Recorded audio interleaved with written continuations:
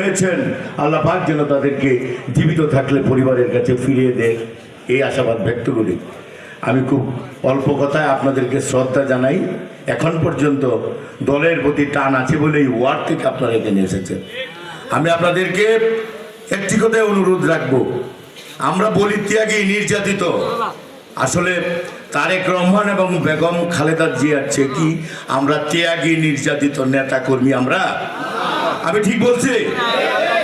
সুতরাং তাদের ত্যাগের কাছে আমাদের কিছুই না।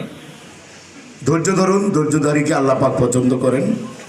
আন্দোলন সংগ্রাম লড়াইয়ের পরে ভোটের জন্য আমরা মুখিয়ে, এই ভোট আদায় করতে হলে এই সরকারের অধীনেই রোজার পূর্বে ভোটের তারিখ ঘোষণা করতে হবে।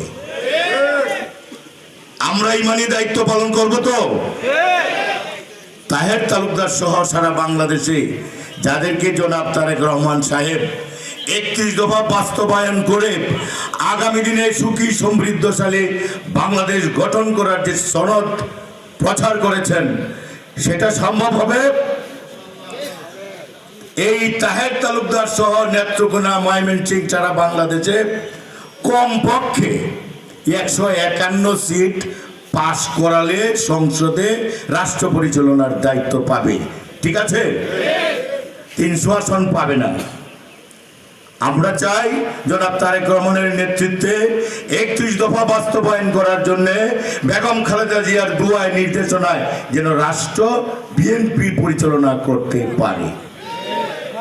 নামাজে যাবেন, শুনছেন আমি একজন প্রার্থী, আমি আপনাদের কাছে দোয়া চাই। বিভাগীয় শহর 7 লাখ ভোট, 18 সনের নির্বাচনে 3 ঘন্টায় 1,57,000 পাইছি। আল্লাহ পাক দিয়েছেন, জনগণ দিয়েছেন। ভরসা রাখি আপনারা শুধু দোয়া করবেন। 1,57,000 জন যদি একজন করে ভোট 26 সনে দেয়, তাহলে ডবল হলে 3 লাখের উপরে। কি বলেন? 3 লাখ ভোট যদি গণমানুষ দেয়, বাংলাদেশে এই ময়মনসিংহ সদর আসন, বিভাগীয় আসন সর্বোচ্চ ভোট পেয়ে পাশ করবে। সাথে সাথে এই পূর্বদলা জনাব তাহের তালুকদারও আলোকিত হবে। বন্ধু মানুষ, ছোটকাল থেকে ছাত্রদল, এখানে অনেক ছাত্রদলের নেতৃবৃন্দরা আছে, আমার সাথে ছাত্র রাজনীতি করেছে, তাদেরকে ধন্যবাদ জানাই। এখন পর্যন্ত পদ আছে কি নাই সেটা না দেখে এখানে যারা আছে সবারই কিন্তু পদ নাই। আমাকে 1,57,000 ভোট দিয়েছিল, সবাই কি সভাপতি, সাধারণ সম্পাদক? শহীদ রাষ্ট্রপতি জিয়াউর রহমান বলেছিলেন